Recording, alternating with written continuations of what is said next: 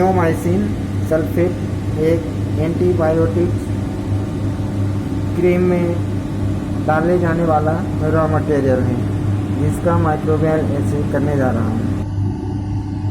यह नियोमाइसिन का स्टैंडर्ड है। ये नियोमाइसिन का स्टैंडर्ड है जो टेस्ट हाई है। इसमें लिखा है TH, वो टेस्ट हाई है, और ये स्टैंडर्ड लो है। इसमें लिखा है ST, वो स्टैंडर्ड लो है। और इस पर टेस्ट हाई, TS जो लिखा है टेस्ट हाई, और TL जो लिखा है टेस्ट लो है।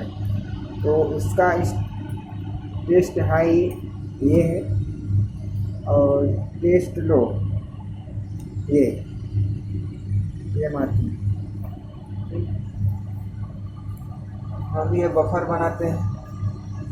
इसके प्रिपरेशन के लिए इसमें हमने नियोमाइसिन का, इसको बनाने के लिए हमने नियोमाइसिन सल्फेट 100 mg लिया और बफर बनाया। साथ में क्लोरोफॉर्म का यूज किया। क्लोरोफॉर्म जो हमारा वॉल्वेट क्रीम या कोई भी क्रीम बेस है जिसमें नियोमाइसिन सल्फेट डाला जाता है, उसको प्रॉपर्ली मिक्स करने के लिए यूज किया गया था। और इसमें जो बफर यूज किया गया था वो बफर क्लोरोफॉर्म और नियोमाइसिन सल्फेट जो रॉ मटेरियल उस क्रीम में यूज किया गया था उसको अलग करने के लिए हम बफर का यूज करते हैं।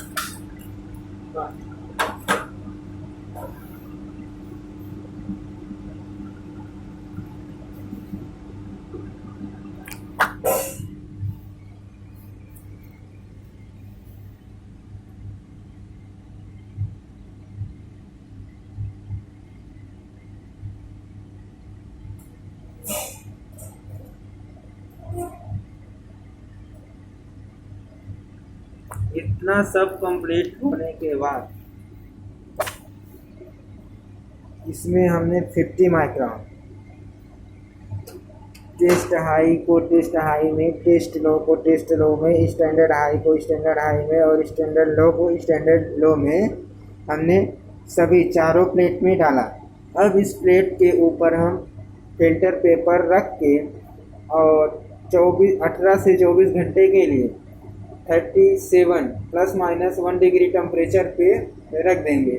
इसके बाद हम ऑब्जर्वेशन करेंगे इसका कि इसमें कितना जो माइक्रो ऑर्गेनिज्म है किल हो गए। उस एरिया को हम कॉलोनी काउंटर नहीं जोन रीडर में चेक करेंगे। इसमें यूज किए जाने वाला मीडिया एंटीबायोटिक ऐसे मीडियम नंबर 11 यूज किया गया है। इसका पूरा प्रोसीजर हम आपको आप बताते हैं। सर्वप्रथम हम बालवेट क्रीम या कोई भी क्रीम हो जिसमें नियोमाइसिन सल्फेट का यूज किया गया है, उस क्रीम को हम लेंगे।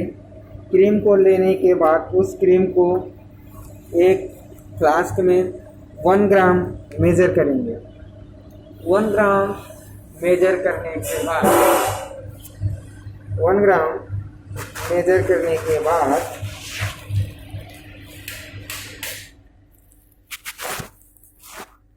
उस क्रीम को हम एक एल्युमिनियम फाइल में रैप करके रख लेंगे। एल्युमिनियम फाइल में रैप हो जाएगा। होने के बाद हम अप्रॉक्स 30 से 40 ml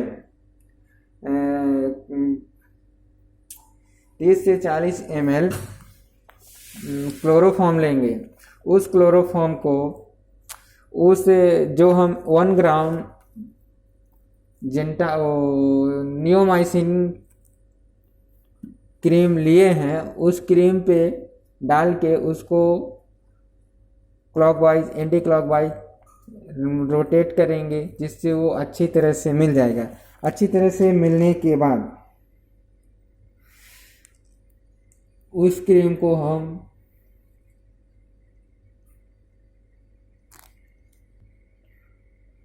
फनल में डालेंगे। फनल में डालने के बाद उसके ऊपर से जो हम बफर बनाते हैं बफर को डालेंगे और बफर डालने के बाद अच्छी तरह से मिक्स करेंगे।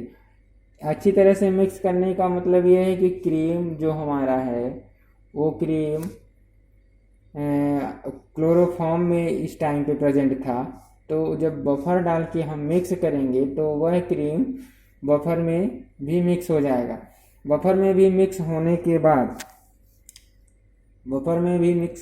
बाद उसको हम कुछ टाइम के लिए फनल को कुछ टाइम के लिए छोड़ देंगे। तो हमें देखने को मिलेगा कि फनल के निचली सतह पे क्लोरोफॉर्म कलेक्ट हो जाएगा और ऊपरी सतह पे जो हमारा बफर होगा उस बफर में नियोमाइसिन सल्फेट मिक्स होके अलग हो जाएगा। तो सबसे नीचे जो फनल के सबसे निचले हिस्से में क्लोरोफॉर्म होगा उस क्लोरोफॉर्म को हम दूसरे फनल में निकाल लेंगे और ऊपर बचा नियोमाइसिन प्लस बफर छोड़ देंगे। इस तरह से 2-3 बार कंटिन्यू यही प्रोसेस करके हम 100 ml buffer plus neomycin sulphate एक मेजरिंग सिलेंडर, जैसे ये मेजरिंग सिलेंडर है, इस मेजरिंग सिलेंडर में 100 ml यहाँ तक कलेक्ट कर लेंगे। फिर ये हमारा जो कलेक्ट होगा वो स्टैंडर्ड और टेस्ट हाई होगा। जो हम इस पे कलेक्ट करेंगे वो मेरा टेस्ट हाई होगा और फिर इससे 25 ml दूसरे मेजरिंग सिलेंडर में, मेजरिंग सिलेंडर वॉल्यूमेट्रिक फ्लास्क है, सॉरी, दूसरे वॉल्यूमेट्रिक फ्लास्क में 25 ml इसका जो बफर और नियोमाइसिन सल्फेट है उसको सेकेंड वॉल्यूमेट्रिक फ्लास्क में ट्रांसफ़र करेंगे। 25 ml ट्रांसफ़र करने के बाद उस पर बफर 100, हम ऐसा बफर डालेंगे कि वो 100 ml हो जाए। 100 ml जब हो जाएगा तो वह टेस्ट लो कहलाएगा। अब प्रोसीजर बताते हैं आपको स्टैंडर्ड हाई और स्टैंडर्ड लो बनाने का। ये है अपना स्टैंडर्ड हाई। स्टैंडर्ड हाई बनाने के लिए हम 100 mg नियोमाइसिन सल्फेट लेंगे। नियोमाइसिन सल्फेट को बफर से मेकअप करेंगे 100 ml। तो वो हमारा मेकअप करने के बाद इस जो हमारा 100 ml मैंने बनाया, जिसमें 100 mg नियोमाइसिन डाला प्लस बफर डाला, उसको तो हम एक सैंपल के रूप में यूज करेंगे, लेकिन इसी से हम 5 ml सॉल्यूशन सेकंड जो अपना होगा वॉल्यूमेट्रिक फ्लास्क उस पर डालेंगे, प्लस उसको 100 ml बफर से मेकअप करेंगे। 100 ml बफर से मेकअप करने के बाद फिर हम इससे 25 ml solution third volumetric flask में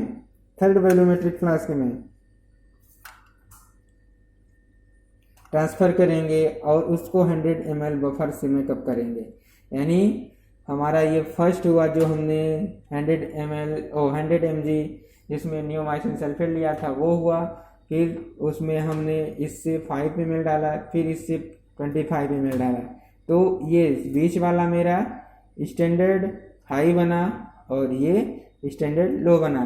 सेम इसी तरह से अपना टेस्ट हाई और टेस्ट लो में होता है। जो फर्स्ट हम बनाते हैं जिसमें हम फनल से पूरा बफर और अपना नियोमाइसिन सल्फेट कलेक्ट करते हैं, वो टेस्ट हाई होता है। फिर जब इससे हम 25 ml solution second volumetric flask में डालते हैं तो वह अपना टेस्ट लो हो जाता है। ठीक, तो इस प्लेट के अंदर जो हमने मार्किंग किया है, तो एक साइड टेस्ट हाई, टेस्ट लो, स्टैंडर्ड हाई, स्टैंडर्ड लो, इन्हीं चारों सॉल्यूशन को हमने इसके अंदर डाला है। अब हम इस प्लेट को 30 to 30 और 37 डिग्री टेम्परेचर के लिए इंक्यूबेट करने के लिए 18 से 24 घंटे के लिए रखने जा रहा हूँ। ये हमने जो अभी प्लेट बनाया उस प्लेट को इंक्यूबेशन के लिए रख दिया। ये नीचे से टेम्परेचर मिलने के कारण इसमें ये मॉइस्चर, प्लेट के ऊपर ये मॉइस्चर वाइट कलर का जो दिख रहा है वो मॉइस्चर आ गया है। इस मॉइस्चर को हम कम करने के लिए इसके ऊपर हम फिल्टर पेपर रखेंगे। फिल्टर पेपर इस मॉइस्चर को एब्जॉर्ब करेगा। इस ऐसे में यूज किए जाने वाला organism staphylococcus epidermis, short form S epidermis बोला जाता है। ये हम चारों प्लेट के ऊपर फिल्टर पेपर रख दिए, जिससे इसके अंदर जो ये मॉइस्चर बन रहा है इस मॉइस्चर को ये फिल्टर पेपर आसानी से एब्जॉर्ब कर लें। ये फिल्टर पेपर है, इसको हमने इसके ऊपर रख दिया है। अब हम इसको 18 से 24 घंटे बाद देखेंगे और इसकी जितनी ग्रोथ हुई होगी, जितने माइक्रो ऑर्गेनिज्म को किल किया होगा, उसका हम कॉलोनी जोन रीडर पे रीडिंग लेंगे। जोन रीडर पर रीडिंग लेने के बाद उसका एवरेज निकालेंगे। वही हमारा माइक्रोबियल एसे का लिमिट बनेगा कि कितना आया है।